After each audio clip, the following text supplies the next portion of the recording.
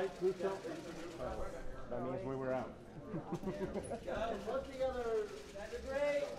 Beautiful. Up and right, Thank you. To your left, please.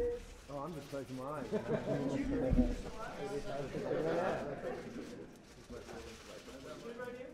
One in the center, guys.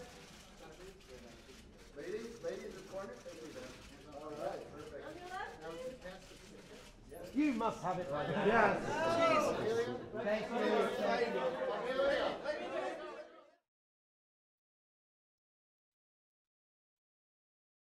It's now my great pleasure to welcome the cast of the film Looper, Argo, Spring Breakers, Cloud Atlas, Hotel Transylvania. Silver Linings Playbook. It just feels like a real film festival for the community. It's very exciting for me to be here to support a film. I wanted to show Toronto the way I experience it. We want people to like our movies and understand them. What makes it really special for me is the fact that the audiences have responded the way they have. If I got lucky in the first two, this was the lottery. I feel like I hit the jackpot. I mean, I can't believe that I'm sitting at a table, you know, flanked by these people. Every producer I've ever worked with is in that character. And a couple I invented. You have to be faithful to what they really were. But I certainly wouldn't, you know, deign to think that we are godfathering anything. I do. And that's why he's got the beard. First nice thing the press have ever done. I was really happy to find out this is where we were coming. I said, I'm in. The festival of the people who live here. That was amazing.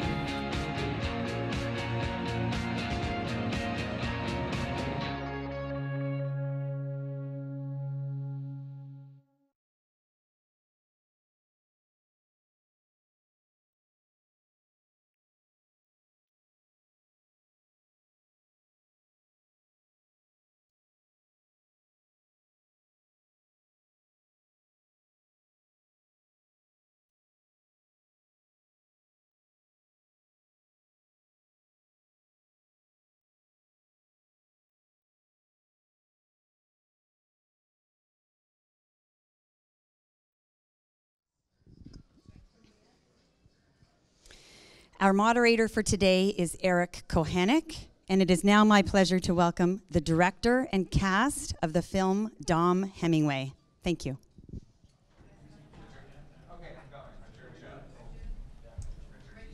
Hi.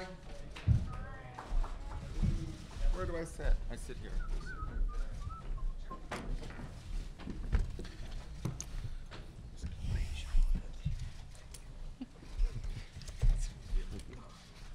Well, good afternoon and welcome to the press conference for Dom Hemingway. My name is Eric Kohanek. I'm your moderator today. Dom Hemingway is a TIFF special presentation that had its premiere last night at the Princess of Wales Theatre.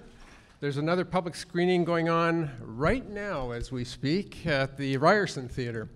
With us today, next to me, is Richard Shepard, who is the director of the film and also wrote the screenplay. Next to Richard, we have Jude Law, who takes on the core role of Dom Hemingway.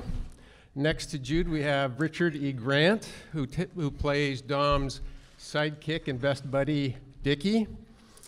Next to Richard E. Grant, we have Emilia Clarke, who plays the role of Evelyn, Dom's daughter. Next to her, we have Damien Béchier, who takes on the role of Mr. Fontaine, the boss man. And next to Damien, Madalena Guinea, who plays Paulina, the kept woman of Mr. Fontaine. And last but certainly not least, the film's producer, Jeremy Thomas. That was Jeremy. If you have any questions, don't be shy. Throw your hands around. We have microphone runners who will give you a microphone so that you can ask your questions. I'll start right off by throwing one to you, Richard. Welcome back to Toronto. You've been here before. I have. And talk a bit about the festival and what it was last night at the premiere. How was it? How did it go? And how does it feel to be back? I was drunk the entire time, so I can't tell you. No, I was here a few years ago with my movie, The Matador, and when we were shooting this film, I knew that this would be the festival that we would premiere in, and I really wanted to. I feel like the audiences here just have a really great sense of humor and are open to these sorts of movies that I make. So, but yesterday was an exciting. I went on a 5-hour walk of Toronto before the screening to try and work out some nerves, and then they just came back immediately. But it went well, I think. Well, good. So talk about the movie and the screenplay and writing it. Where did the story come from? What was the inspiration for it? I was interested in writing a character that was complex and dark and funny and self-destructive and difficult to like, but sort of impossible not to love. And I sort of found his voice while writing the first scene in the movie, which is sort of a strong opening statement. And as soon as I did that, it sort of just came, and I just created this world. I wanted to spend a week in the life of Dom Hemingway. I wanted to see what would happen to him this week, and it just sort of came out. You know, I don't write by outline. I don't have a set idea of what I'm going to write. I write by characters, and I gave Dom a friend and a daughter and an adversary, and you know, I sort of put these people together and saw what happened. And how did you land Jude for the role? And Jude, maybe you can talk about that opening scene, since it was pivotal in the construction of the script and doing that and getting into the character. Was that the first scene that you shot? Yes. The first time I read the script, I hadn't read anything that made me laugh as loudly and shocked me quite as much. And in a world where we watch and take in endless content, I suppose it was quite a surprise to be as shocked and laugh as much as I did from this brilliant piece of writing. And the character was immediately a contrast of everything sort of awful and yet also endearing about man. And I wanted I liked the challenge. The challenge seemed enormous, and I was immediately enamored with Richard when we met, and I was very excited to work with Jeremy, and slowly we put together this wonderful group, and it was altogether a blurry but wonderful experience. And the first scene, as I just said, I mean, I think it was the first scene that sort of took my breath away the most, and didn't really let up beyond that. And I think one of my requests to Richard was that if I do it, we shoot that scene first, to just set the bar at a certain height for me for the rest of the film. And then we But went we're out of talking about this as if, has everyone seen it? I don't know. Well, no. Not everyone has seen it. So that we're talking about a scene no one's seen. Oh well. It's a monologue about a penis. It's true. It's pretty vulgar right from the beginning. There's a lot of, actually the whole film's got a lot of monologues for you. How difficult was that to? I kind of think of them as rants as opposed to monologues. I think at the heart of this seeded and bespoiled man is this poet. He's sort of Falstaff in a modern guise, and he has a brilliant turn of phrase and a wonderful ability to riff off ideas, much of which is punctuated with fantastic profanity and the use of the fuck word in various different guises, and many other words, C's and B's and all sorts of things flying around. Every letter in the But there's a alphabet. sort of beauty to the way he constructs it, and it's at one time very entertaining and also appalling. But it's a kind of key to who he is. There's a little hint halfway through that at some time in his reform school past, he acted, and you suddenly think, actually, had he taken that path, he may have been quite a great actor. Unfortunately, life took him in another direction. Indeed. We have a question in the third row there. We get a microphone. Hello, Juan Carlos Garcia from Mexico. One question for Damian, one for Jude. Damian, yesterday was Alfonso Cuarón presenting Gravity. Did you have a chance to see it, and what do you think of all the success that he has been living with this film? And Jude, how does it feel for you to be a grandparent in this film, to have a grandchild, and how do you embrace the age right now in your career? Is it important for you growing up? Should I go first? I haven't seen Gravity. I'm dying to see it. Alfonso's work has been extraordinary throughout the years, and he's one of those eclectic directors that can go into any genre and do it right, do it perfect. So I'm looking forward to it. We had a 13-minute uncut space sequence in our film, but I just didn't make the final cut. So. You want to tackle that grandfather question? Yeah. It seemed, you know, one of the key elements, as with any character, I suppose, but to Dom was his past and what made him the man he is that you experience through the duration of this, you know, this particular part of his life, this film, and the fact that he has such a troubled relationship with his daughter, and that his daughter and he are not that far apart in age, and the fact that, you know, he has a 4 or 5 year old grandson was a very important part of his journey, and it becomes a very important part of his journey through the film. And I certainly didn't have any trouble with it. I rather relished the idea. I think if anyone's going to ever have a first daughter, Amelia Clarke's a pretty good place to start. Am I enjoying? Yeah, the work I've done in the last few years, I'm really enjoying. It's nice to be able to. I think that parts can get more and more interesting, more and more challenging. Well, it depends which ones you take, really, I suppose, at any age. But certainly, in my experience, the last few years, there have been a few more interesting roles available, yeah. We have a question down here in the front row, if we can get a mic there. Oh, great. Hi, Barbara Dudinska, Slovak News Agency. I have a question for Emilia and Jude. You're both great actors, and yet so different. Was there anything when it comes to acting skills that you learned from each other? Well, I guarantee I did learn a huge amount from Jude, and I'm sure what not he to learned do. absolutely nothing from me. I think every actor you work with, we were talking about this at lunch actually, I think everyone you work with, you learn something from. Sometimes it's a very extraordinary experience acting opposite someone, and if you've never acted or you've never done it, it's a hard one to explain. I think the closest you can, it's like dancing with someone, and you don't get to dance with many people, but you always pick up something from them.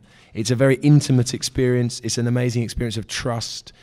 It's always shocking. You see something of them that you don't see if you just sit and meet and have a cup of tea. It's an extraordinary exchange, and you can't help but walk away. And sometimes subconsciously you learn what never to do, and sometimes you learn what you want to do. Just to pick up on that, maybe the two of you, Richard and Jude, can talk about the dance that your characters do over the course of the film. There are confrontations, they butt heads, and yet they are incredibly close and love each other very much, very deeply. Can you talk a bit about playing that and how long it took for that to click? My sense of it is that both these characters are what John Lennon said so aptly before he was shot, that life is what happens to you in between the plans. And the plans that both of these characters have almost never come to fruition. So they're kind of upwardly failing all the time, which makes them very funny and also humane and vulnerable. So, hopefully you get all that from the writing, and then, if you work with Jude, then it happens very fast. And Jude, was there anything that you guys did to sort of get into the rhythm of the teamwork of those two characters? We had a great script and a great duet written already on the paper. We knew each other a little, and we had a fantastic time together making it. We didn't, I don't think, ever feel like we had to do an awful lot. We talked a bit about their past. I think just the fact that Richard had asked me to play Dom and Richard to play Dickie said an awful lot about the characters already. I can't explain it any better than that. I understood immediately when Richard said, "Oh, Richard E. Grant will be Dickie." I understood immediately what that meant about their relationship, because of what Richard brought to the part, and it added the sort of the cocktail. Is so strangely sort of confusing and complex that it immediately makes you think, oh, they must really go back a long way. You know, they aren't terribly similar. Am I right? I mean, we're trying on purpose to make Dickie and Dom, why are they friends? And when you ask that question, you immediately understand why they're friends, because they're not two peas in a pod, yet they are. You can tell there was something that attracted Dom to Dickie, and clearly vice versa. They brought something to each other, and you know, for me, I cast Richard. He was the first person cast in the movie. I wrote the part for him, having never met him, but being just a big fan. And I spoke to Jeremy when we were talking about casting, and I said, you know, I really want Richard E. Grant in this part. And Jeremy's like, let's go get him. And for me, it was, oh, well, now I can. Dickie is not going to be just a stock best friend. It's going to be so much more, and it has to be, because Richard's character is really the only friend Dom has. So you have to feel the humanity in it. And then as we were going forward and getting into rehearsals and discussing things, it just, the oddness of their relationship somehow made it very understandable. And they're right, we didn't really have to work at it as much as just allow it to be. You know, if you were to go to dinner with these two, you would instantly see that they have a rapport and that they are very different and yet at the same time similar. So you can, and you'll all go to dinner with them later at Right, we have a question in the back there. Yes, hi, Kerry Roberts from The Next Take and Super Channel. My question's for Jude. Jude, you've been at this festival many years before. Can you tell me about the importance? Who's talking? Pardon me? Who's talking? I can't see. Over Oh, hello. Sorry. It's really unnerving when you just hear a voice from the darkness. Hello. I am a human being. Let me ask you about the importance of this festival. You've been here several times before, especially in a very crowded fall season, very busy marketplace. Can you talk about the importance of this festival and bringing attention to your film? And maybe I can also get comments from Richard as well afterwards. I'm thrilled to be here with this film. This is a film, you know, this is an independent film that was made in the spirit of as an independent film should be made, and it's very, very close to my heart, and it feels that we've come to absolutely the right place. I've been coming here on and off, I think, for about 12 years, 10, 12 years, with films of all different sizes and shapes and qualities.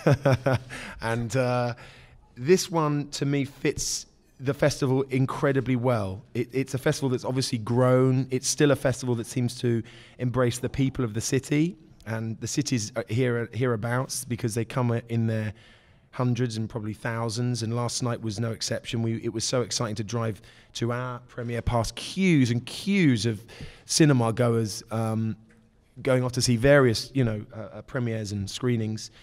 And it's exactly the place that a film like this should be launched. A film like this could, in other guises, slip under the radar, and films like this never should slip under the radar, especially now in today's climate more than ever, when you know, a film this size is fighting against films 200 times bigger.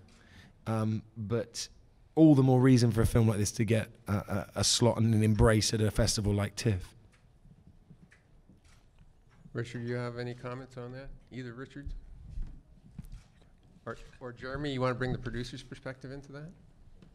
You know, it's you know, Jude summed it up. It's a very enthusiastic audience to show your movie to, and a world premiere is unusual. I mean, you know, the festival is really a festival of festivals, and so to bring Dom Hemingway here as a world premiere,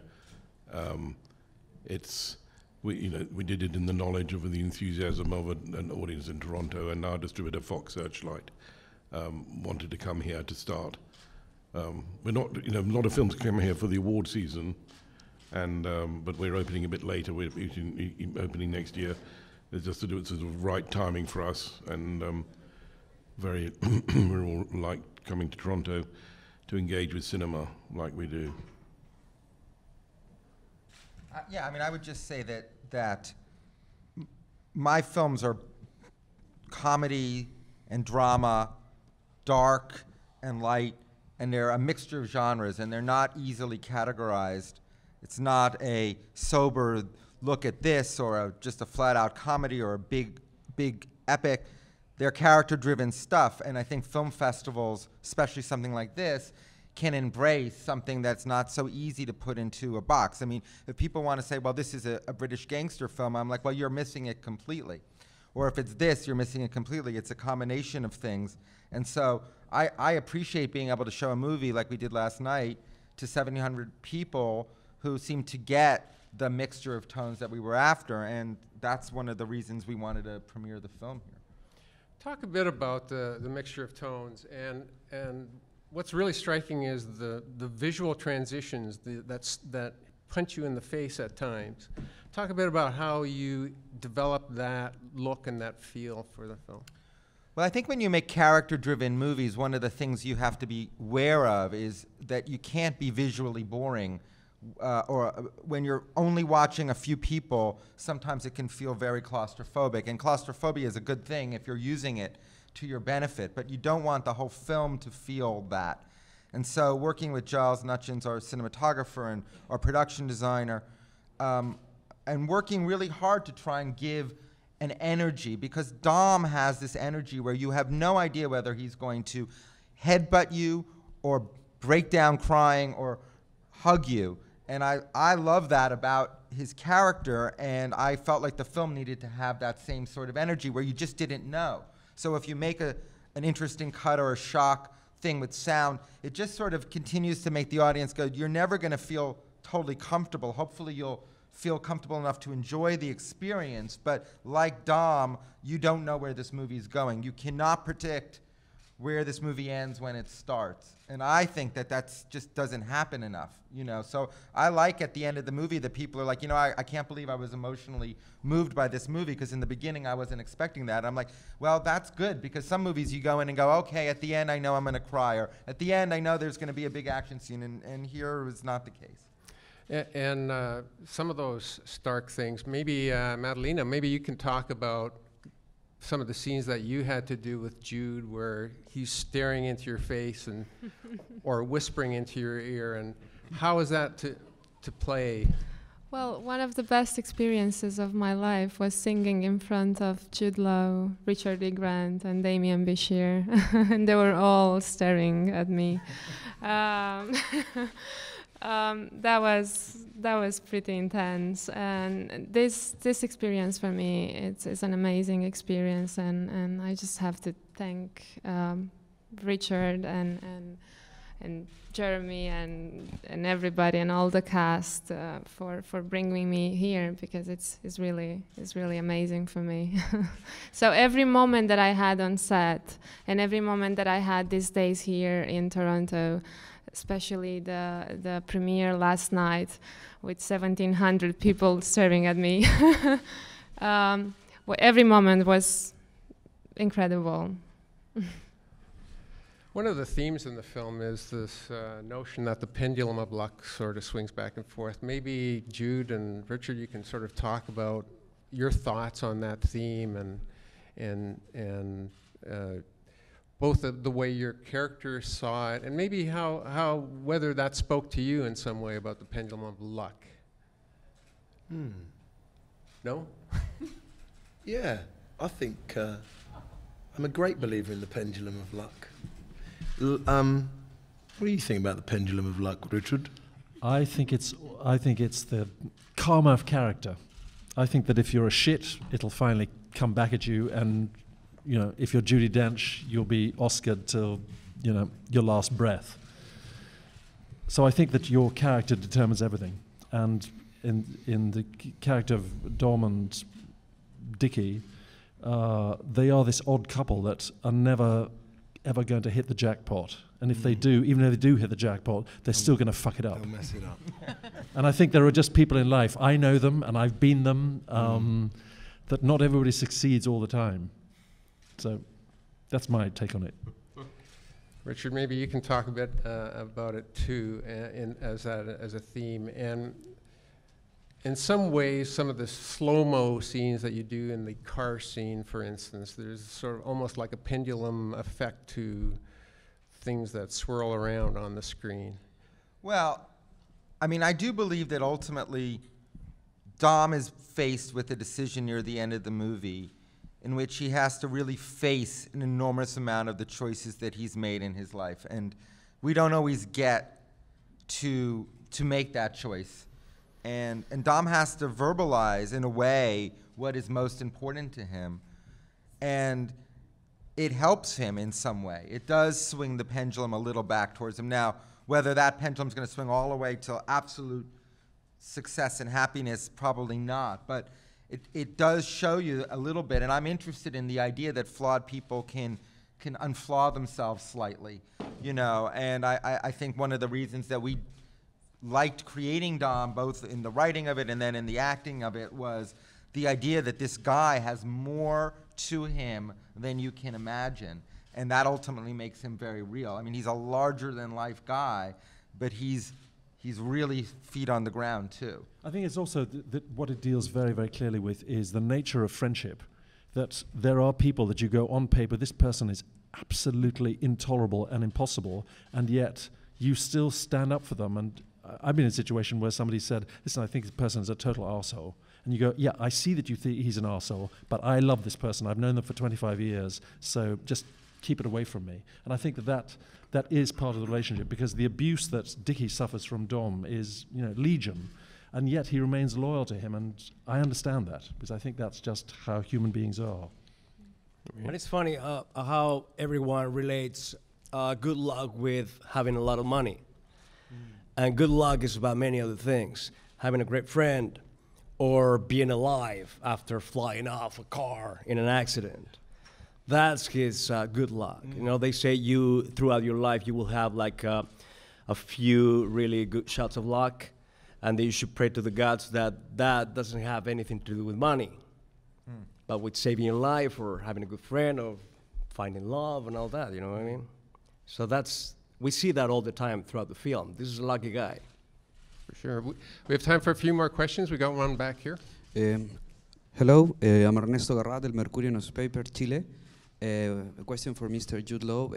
If you can comment a little bit about the black sense of humor of the movie, and how comfortable you are as an actor in this kind of movies. And a question for Damian Michir, if you can comment a little bit about the experience of shooting here with this great cast and this good movie. Thank you so much. Thank you. Well, the humor, albeit sometimes out and out comedy and sometimes very black comedy, was, I think, rooted in the reality of the adventures and the journey and the reactions and the situations that Dom and Dickie and all these characters find themselves in, and how they respond to them. So, I mean, I feel like this is one of the few, certainly not the first, but one of the few comedies I've ever done, and yet in a way it made me, I felt the need to root it in more of a reality than any of the others I've done, any drama or tragedy I've done. It's like, I think if there's a clue or a key to it, you have to be more real in comedy than in drama or tragedy, because the comedy comes out of the sort of ridiculousness, the archness of a scenario of what someone may say. You know, we often laugh at awful things in life, don't we? If someone falls over, we don't immediately think, good Lord, I hope they're okay. Or, you know, sometimes it's very funny. And then you worry about the fact that they've bang their head and maybe hurt themselves. And I think playing this was a constant process of watching each other fall over, or certainly watching me fall over a lot. So it was a challenge. It was a challenge because I feel we had to really nurture and enjoy the rhythm of the script that Richard had given us. And adhering to rules is sometimes a tricky thing, but you know, when you know you sort of have faith in it and you find it funny, you have at least a nose to reach the goal you hope to reach. And go ahead. I remember Chris Weitz telling me that when we did A Better Life together, that he wanted a nomination for my work. He really wanted that more than anything. And then I thought, if that nomination can get me to work with people I admire and love and all that, then you know, it's going to be great. And when that happened, yes, I can get a table at my favorite restaurant, but also I can get an invitation from people like Richard Shepard to be a part of this cast. And I mean, English actors are the best trained in the world, and just the process of going through that creative time with these guys and working and talking about it all the time, and then all the rehearsals and the 200 takes that we did of that scene, that a 7-minute long scene in my living room, that was a joy. And that is exactly what you get, because beyond that, I don't have any control of the future of any film. So it's all about that, the work.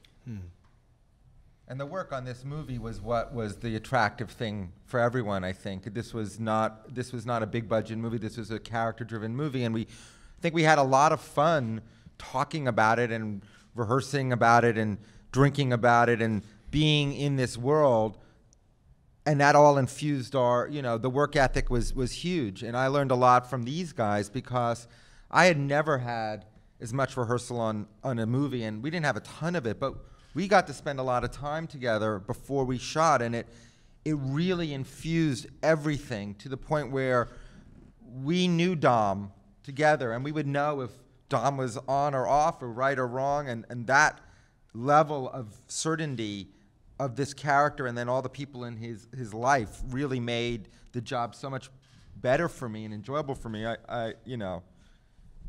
No, well, you've done a lot of TV work where obviously you don't have that luxury of time. So was this is... Well, we shot this movie actually very quickly, really quickly, but we had been able to rehearse a lot. So we went into it. But I wanted to shoot it quickly because I feel like the energy of Dom, I wanted that energy shooting. I didn't want us spending a day on 2 pages. I just feel like at a certain point, unless you're doing something very complicated with the camera, at a certain point, I don't know what you're doing.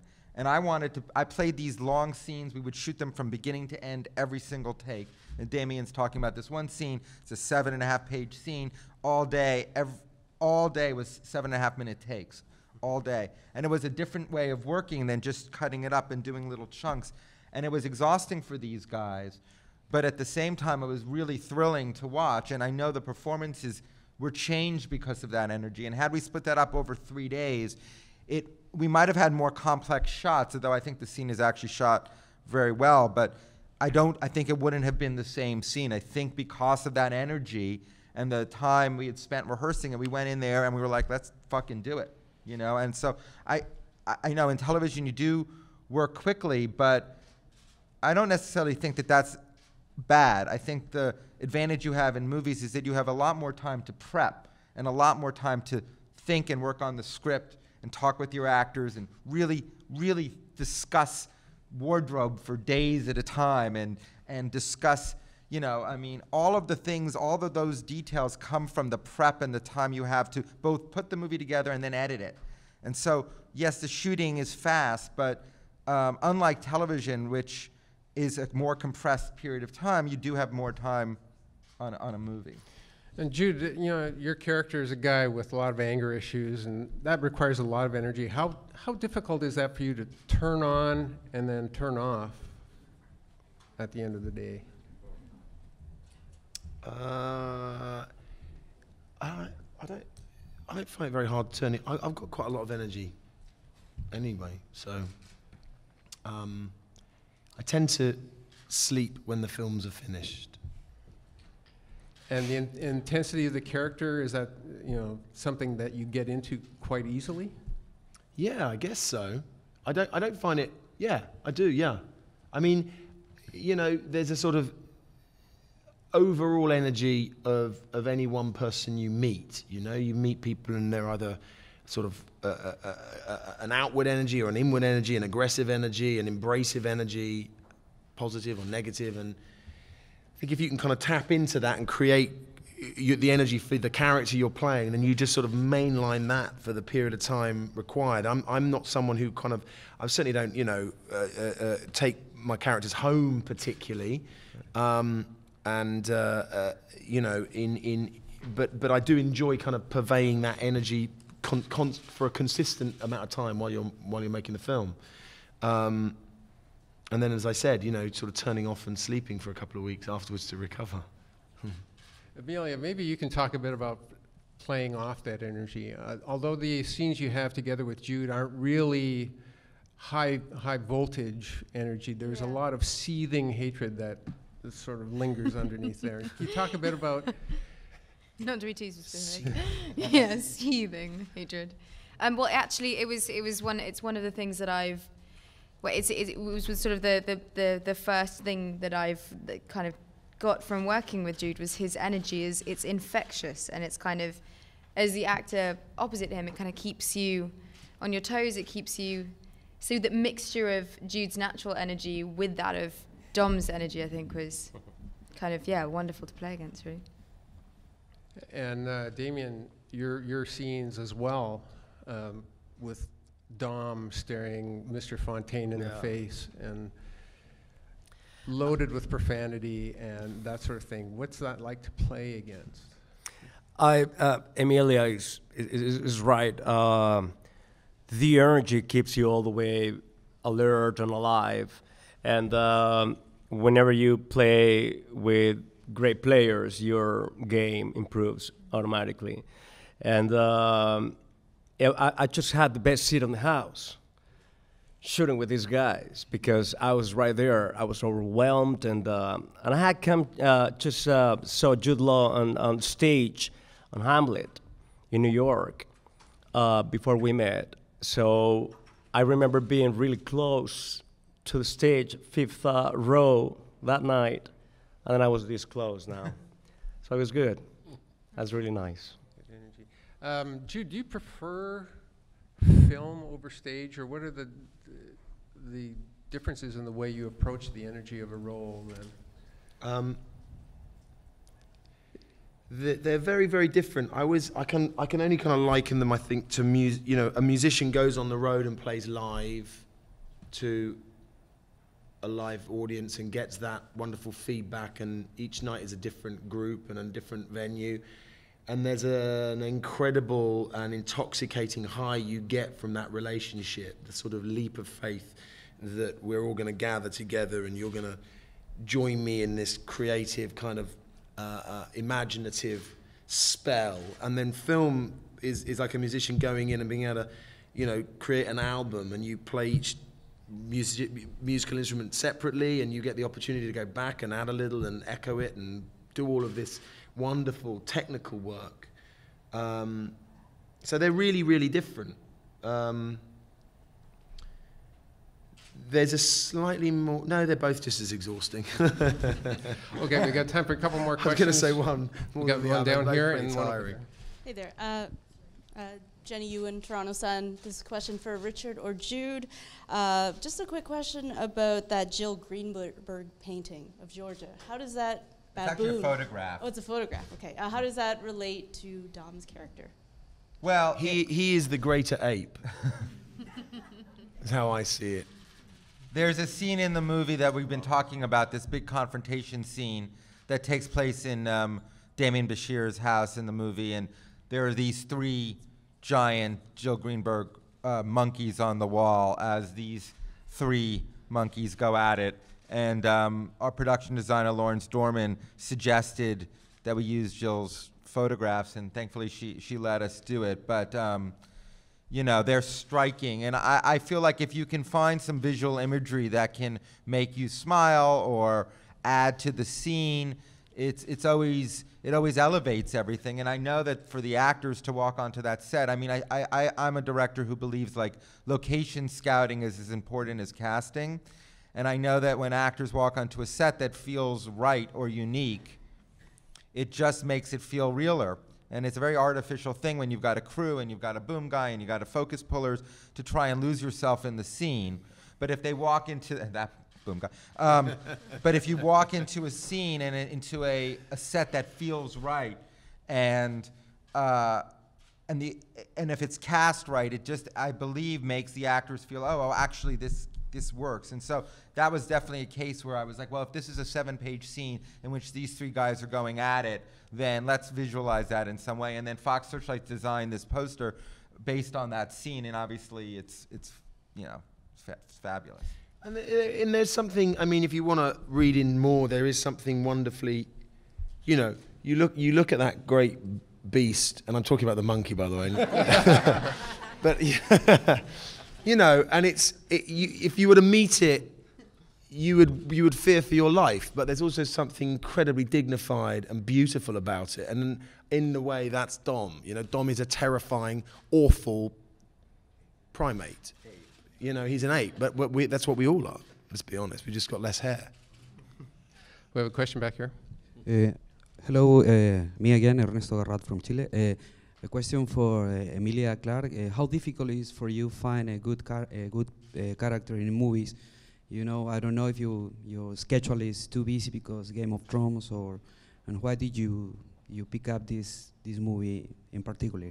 Thank you.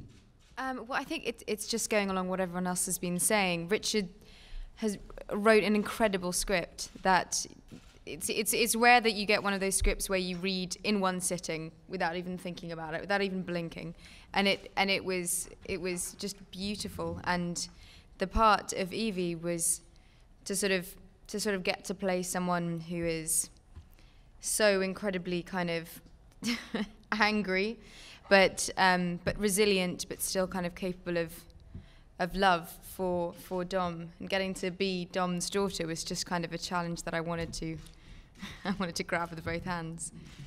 So yeah, when you get scripts like this, it's just lucky to be able to be given the part. Richard, maybe you can just follow up quickly on the casting and that. I know you casted Richard first, but this is interesting in that we were prepping in London, and Jude was in London at the time, and he said to me, you know, when you start figuring out the people that you're interested in, I'd love to come and read with them if they're going to audition. And I thought that was an incredibly great gesture, because obviously to have that opportunity to see the chemistry at that moment and to hear his opinion, and I really had wanted Emilia, and she came in with a few people, but it was sort of very clear that you bought them as a father and daughter, and that they almost instantaneously, you felt that they got it. You know, Dom, Jude refers to his daughter, when we were talking about Evelyn's character, as his kryptonite, like she breaks his heart. And so we were looking for, you know, someone who had a sensitivity as an actor, as a human being, who was tough. And honestly, you know, I was thrilled that Emilia walked in. And when we were able to do that, we just sort of, I mean, she left the room and Jude was like, it's got to be her. And we called you back. That was amazing. That was a very good day. Literally call me back that day. Yeah, I found it annoying that actors have to find out from their agent that they get a part. Why does this fucking agent get to tell them this news when I've given... So we called Emilia back and had her sit down, and we said, we want you to be in the movie. And if Jude Law could just always tell me when I've got the part, that'd be great. So it's a good. Yeah, but do you use the same thing if you don't want them? Are you then happy for the agent to say, we don't want you? I call every actor in, and I say, sorry. I don't want you. I don't want you. Sorry, Jude doesn't want you. That's what I say, which is weird when... Okay, Dom Hemingway is a TIFF special presentation. It has one more public screening after today, Saturday at 11 o'clock in the Visa screening room of the Elgin Theater. Thank you all for being here today, and thank you for coming. Thank you.